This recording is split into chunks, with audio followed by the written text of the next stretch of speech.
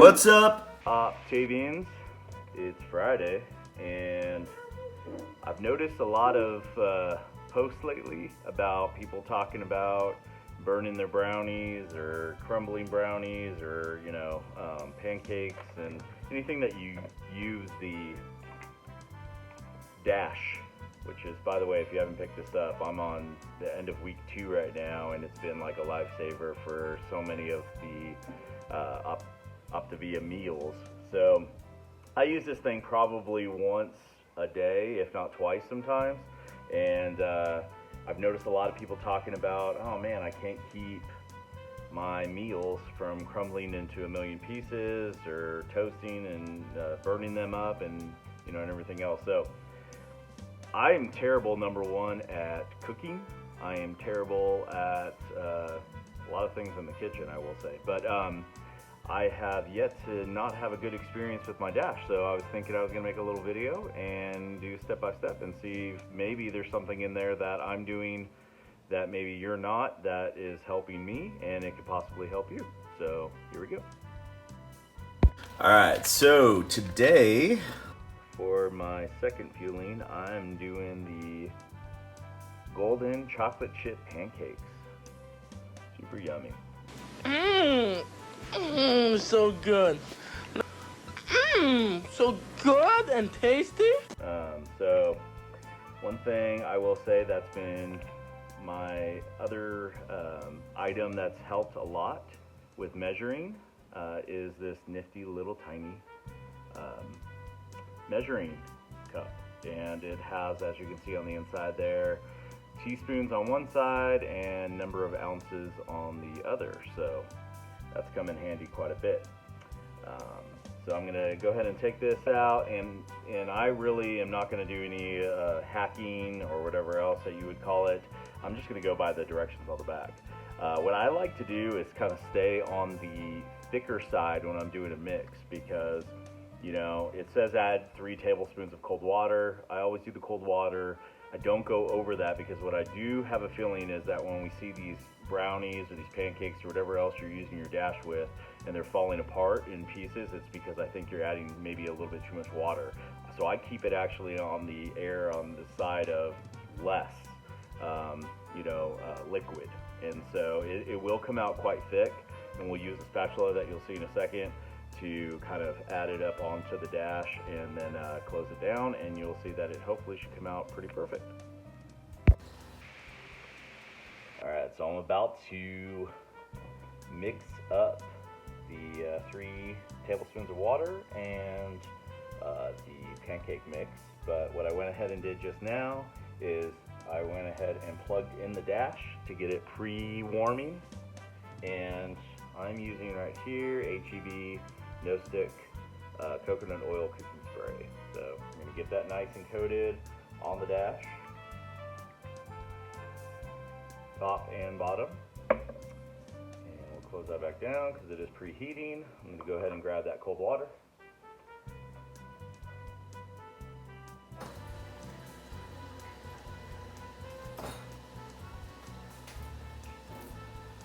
Okay, so I went actually technically right below the 3 tablespoons, recommended cold water. Put that inside my little cup here.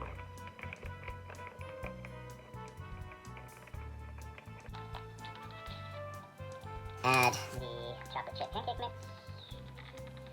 As we Octavians know, we are constantly, sometimes, well, if you're like me at least, you're kind of starving between fuelings sometimes. So I get every little tiny bit out. And I'm just going to use this spoon because it's closest by and get that nicely mixed up. Oh my god, and still powder on here. Just filled like 1/16 of my meal. Alright, here we go.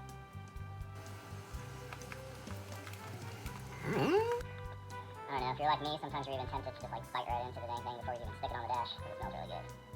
Especially anything with chocolate chips in it. If you're like a sweet, fanatic like me, and you're making a chocolate chip cookie, or like that cookie dough smell is like so good. So the dash just clicked off. That means that it is fully warmed up for sure. You want to really make sure you preheat that up. So right now, this, as you can see, it's kind of like a pancake batter, but well, obviously it's a chocolate chip pancake, so it should be like a pancake batter. So I'm gonna go ahead and open up this dash and get going.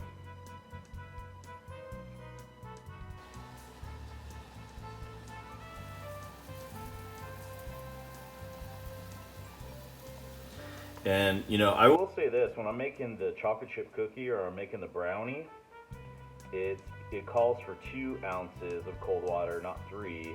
So you are going to end up with a more of a cookie dough consistency. It's like thicker. So I like to just honestly pile it up in the middle of the dash, because when you do close that lid down, it's going to flatten it out.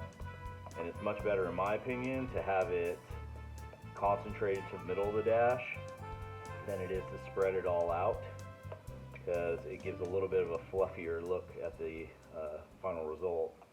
You know, I'm obviously getting every last bit. My wife would have a spatula handy, and I'm not as prepared, so. Alright. as you can see, it Just kind of naturally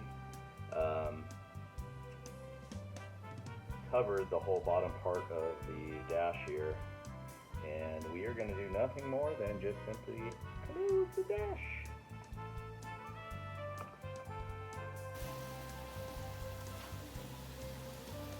Zero patience, and I do the same thing with this damn dash. I just wait for this special blue light to turn off as it just did. But now at this point, you may be tempted to open the dash. Do not open the dash. Leave the dash closed. I realize that's when the magic happens, is when you actually leave the dash closed for a little bit longer. Because inside there, I'm imagining there's these little crazy things happening to that brownie or that chocolate chip cookie or that pancake that's just solidifying it to give it a nice, when I open this up, it should look really pretty. All those grids. and if it doesn't, Then I will not show you this video. I promise you that. I even give it a little tappy tappy. okay, should we Take a look. Let's take a look.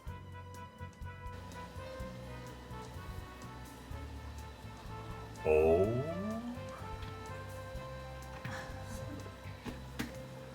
Oh. Yeah. That's what I'm talking about. Never messed up one of these things. So maybe there's something there in these instructions that might have helped you out. If not, then maybe you got a broken dash. Keep fueling.